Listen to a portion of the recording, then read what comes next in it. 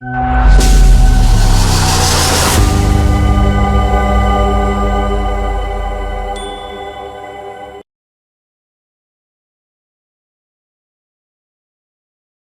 दिल्ली में NEET UG 2025 का परिणाम सिर्फ युवाओं के लिए नहीं बल्कि हर उस इंसान के लिए प्रेरणा बनकर सामने आया है जो मानता है कि सपने कभी बूढ़े नहीं होते।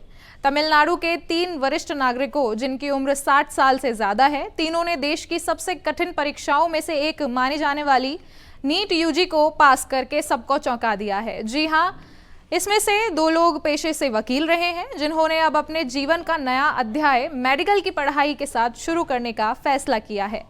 इसलिए कहा गया है कि जुनून की कोई उम्र नहीं होती। हर साल लाखों छात्र नीट की तैयारी करते हैं, लेकिन इस बार रिजल्ट मायने में ऐतिहासिक है कि इसमें 60 साल से ज्यादा उम्र के लोग सफल हुए हैं।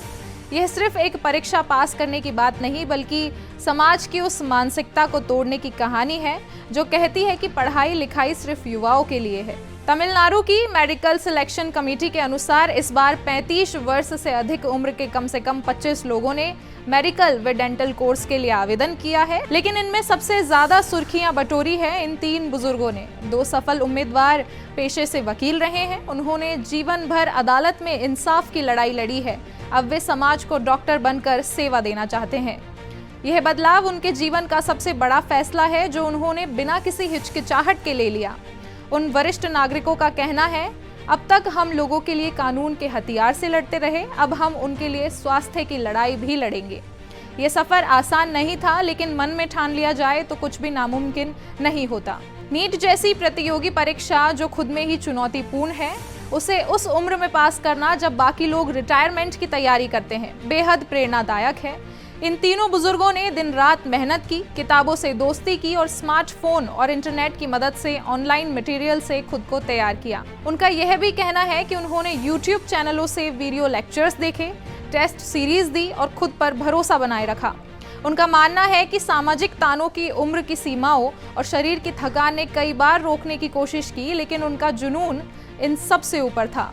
इन बुजुर्गों की सफलता सिर्फ एक परीक्षा पास करने की नहीं बल्कि समाज को आईना दिखाने वाली कहानी है। यह बताती है कि अगर हौसला हो तो उम्र सिर्फ एक संख्या बनकर रह जाती है।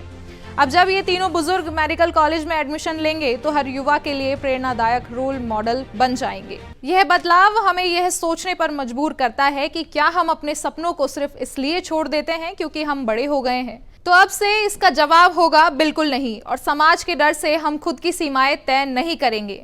इन तीनों सफल डॉक्टरों के लिए उम्मीद की जा रही है कि आने वाले दिनों में वे सफेद कोट पहनकर समाज की सेवा करते नजर आएंगे, और शायद किसी दिन वे खुद क्लासरूम में खड़े होकर नई पीढ़ी को यह भी सिखा रहे होंगे कि कभी भी सपनों को जीने से डरना नहीं चाहिए।